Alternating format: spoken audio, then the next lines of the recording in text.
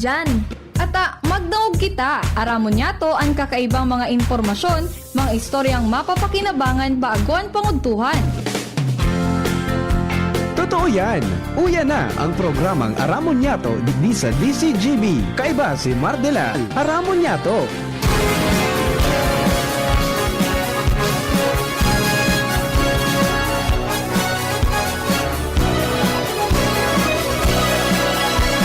Kabayan, dapat mong malaman na kailangan mong maintindihan ang usapan na may kinalaman sa iyong kapaligiran. Gaya ng aming sinabi, makinig ka dito sa inyong bahay, makijaming dito sa programa Mardela, ating kasama. Pakinggan natin si Mardela, samahan natin si Mardela. Sa balita, issue at sa komentaryo, kay Mardela tayo ay panalo. Mga tugang, good morning. I'm gonna knock on your door, ring on your bell, tap on your window too. If you don't come out tonight when the moon is bright, I'm gonna knock and ring and tap until you do. Good morning, Luzon, Visayas, Mindanao. Welcome po sa programa Aramon Yato ngunyang pungal daw na ninin Friday. I'm going Petsa 30. like the love Ay, 30. until you say Petsa 13. Nagulang po kanunyo. Ako po si Mardela, dahil iba.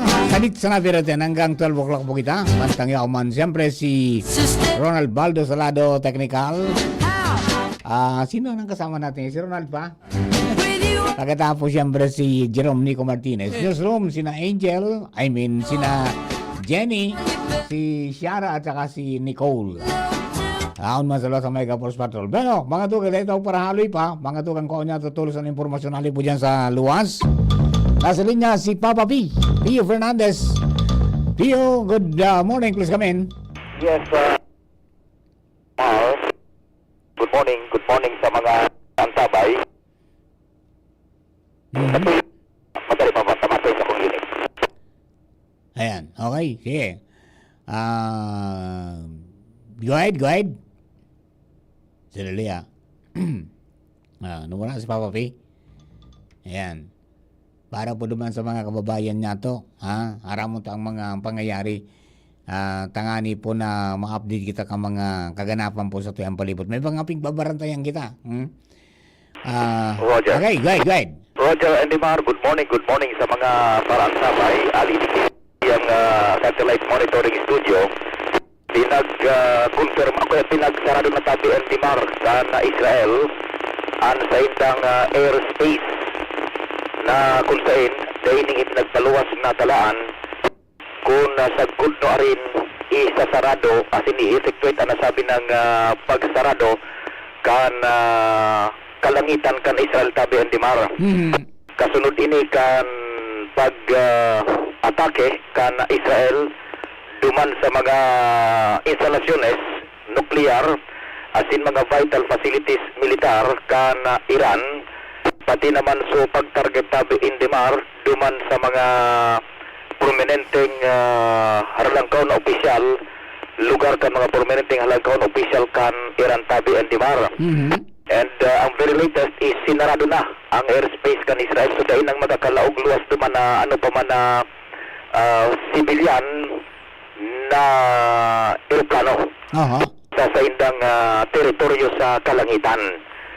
So solamente ang magkakalayog na sa naduman itong mga military assets man kan Israel. Mantang pinag-confirmar na ginamit ninta sa nagkatira ng strikes sa Iran itong sa mga ballistics missiles tabi ang Dimar. And pwede itong sa nabitan mo kasubago na unmanned aerial vehicle, mga drones.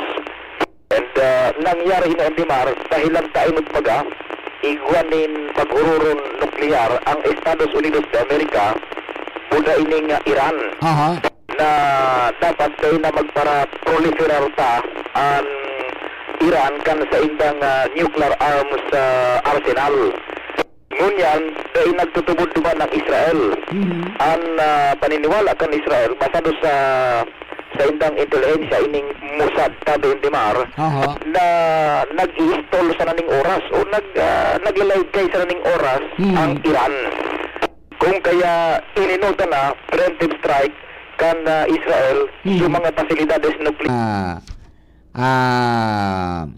Ano ni, I think it would blow it.